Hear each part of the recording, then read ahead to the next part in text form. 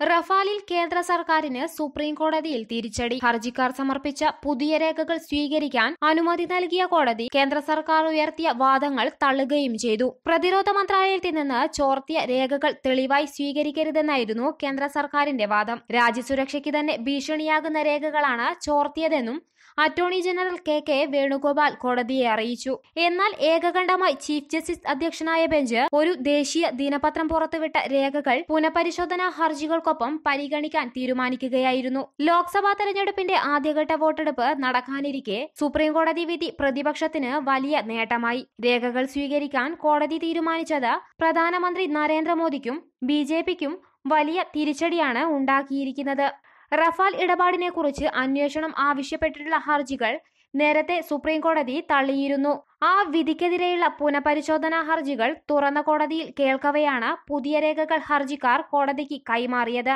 Rafale ഇടപാട് പ്രധാനമന്ത്രിയുടെ office ഇടപെട്ടെന്നാണ് പ്രതിരോധ മന്ത്രാലയത്തിൽ നിന്ന് പുറത്തുവന്ന രേഖകൾ വ്യക്തമാക്കുന്നത്. ഈ രേഖകളുടെ പകർപ്പായിരുന്നു ഹർജിക്കാരായ പ്രശാന്ത് ഭൂഷൺ, യശ്വന്ത് സിംഗ്, അരുൺ സിൻഹ എന്നിവർ കോടതിയിൽ ഹാജരാക്കിയത്.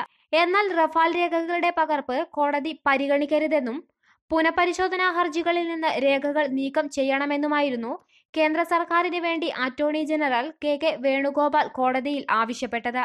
ഔദ്യോഗിക രഹസ്യ നിയമം, വിവരാവകാശ നിയമം, തെളിവ് നിയമം എന്നിവയിലെ വകുപ്പുകൾ റഫാൽ ഉൾപ്പെടെയുള്ള പ്രതിരോധ രേഖകൾക്ക് സവിശേഷാധികാരം നൽകുന്നുണ്ടെന്ന് കെ വേണുഗോപാൽ വാദിച്ചു. രാജ്യസുരക്ഷയുമായി ബന്ധപ്പെട്ട രേഖകൾ അനുമതിയില്ലാതെ കോടതിക്ക് പരിഗണിക്കാനാകില്ല.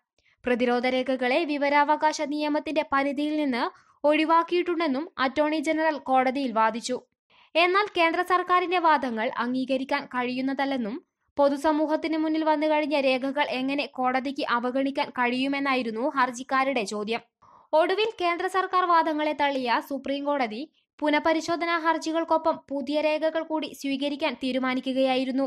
സുപ്രീം കോടതി വിധിക്ക് പിന്നാലെ കേന്ദ്ര സർക്കാരിനെയും പ്രധാനമന്ത്രി നരേന്ദ്രമോദിയെയും വിമർശിച്ച് പ്രതിപക്ഷ നേതാക്കൾ രംഗത്തെത്തിയിട്ടുണ്ട്. റഫാലിൽ സുപ്രീം കോടതി ക്ലീൻ ചീറ്റ് നൽകിയെന്ന സർക്കാർ വാദം പൊളിഞ്ഞെന്നായിരുന്നു CPM ജനറൽ സെക്രട്ടറി യെച്ചൂരി പ്രതികരിച്ചിരിക്കുന്നത്.